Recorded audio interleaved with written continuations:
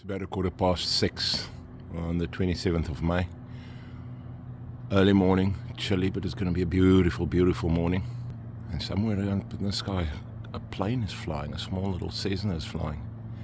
But we are on our way to Omokoroa.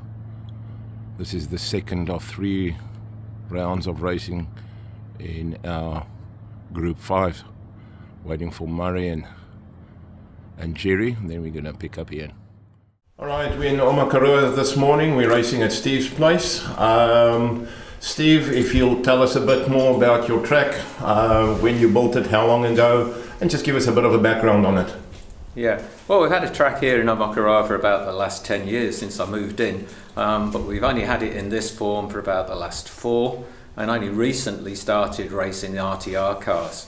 The track itself is made from 12mm MDF, routed and slotted using an elliptical method on the bends, and it's a challenging track. It was said by one gentleman who's one of the top racers in the world when he came for a visit, it's the best small track he's ever raced on. It has its challenges. There are a variety of radiuses and straights that don't look like straights until you realise that the curve that is there is quite acceptable for a car that handles well. Yeah, that sums it up really. Steve, for those people that will see this that don't know, tell us what is RTR? Oh, RTR? That's ready to run car. So for those of you who've ever had a scale X-Trick, it's the typical small 1/32 cars with plastic chassis and bodies.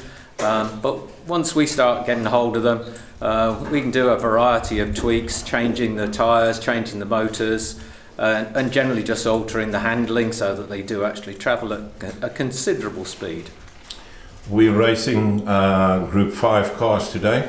What is Group 5?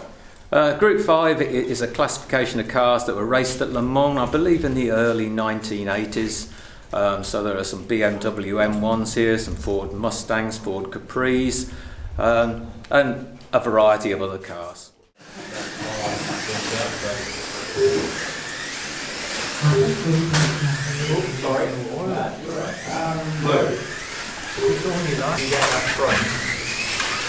More likely than to stay in the block.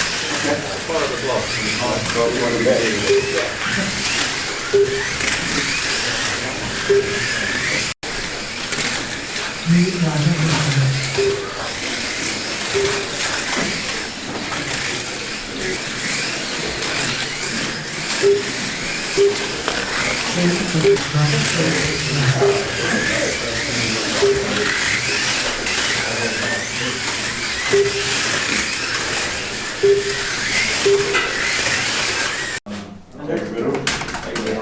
Steve, needs a little person to stay underneath. Yeah. The whole probably, I would suggest you lower the nose. Okay, are we ready for this? All these blue It's the final heat. 5, 4, 3, 2, 1, go!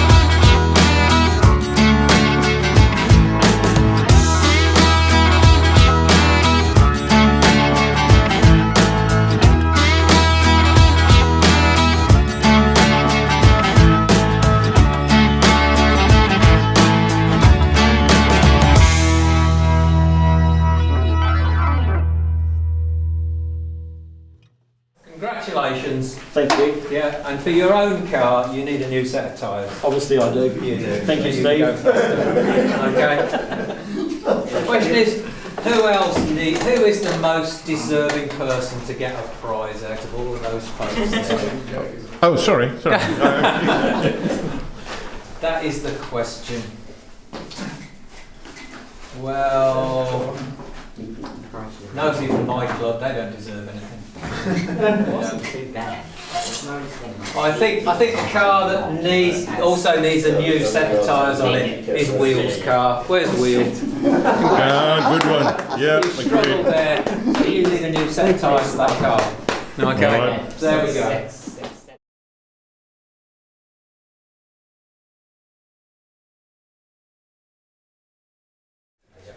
Tell me what you're doing with your car. Right now I'm putting some glue on the cables here just so they can stay in place. So if I have a collision, the cables don't come out of here and then I lose power. Are you gluing These two cables leads here. in? You're gluing them. Yeah. Okay, interesting. Well, Ian's car's not going round the bend. His driver might be, but the car isn't. So what we're trying to do is just get the front nose down a bit lower, because being on this track we've got a bit of a recess on the braids. So we're just going to lower the front end a small amount and hopefully make the car handle and stay in the slot. Does this car on the front axle have two sets of grub screws or just the bottom ones? It's got both, top and bottom. All right. Yeah, always run a car with them in the top and the bottom. And which one do you set first? Set the top one first. So you want to look at the front of your car. You put it in the correct slot on your block if you have a block. And then you can look at the front and see if that's the right amount. So all we've got to do is find the right.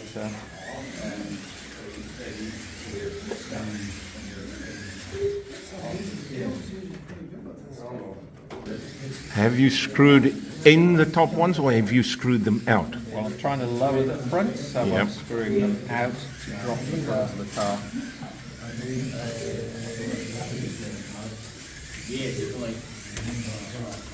And once the guide flat in the slot, and I think that's. Can you show me the front of the car just so that I can see and show the people?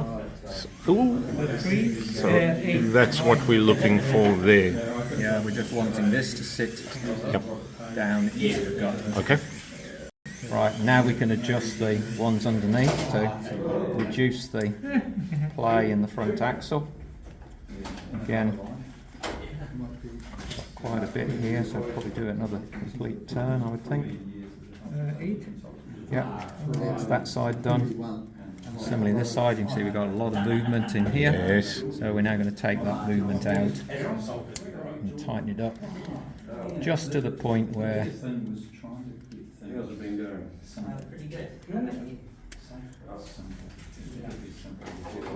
it's a long way out. Does it start binding? Well, you On the just axle. don't want it binding. You Yeah, just yeah. turn it off a small amount if it does, and then yeah, it's free. Just got to do a side play. And we use spacers for that. Yep. Get it out as wide as you can on the front. Steve, Which the Nissan is. before you put it in, just one question. The weight that's in that car, would you rather have the weight on the side or in the center? I would rather be using lead. One, the lead sheet gets the weight nice and low on the chassis, so it's reducing your centre of gravity, not raising it. And it would be on the outside edges here and here, probably from here to about here on either side. And then I usually fill in this piece in here and the small triangle in here with an extra bit of weight on the inside. Never put any weight on the front. If the front end's right, you won't need the weight in the front.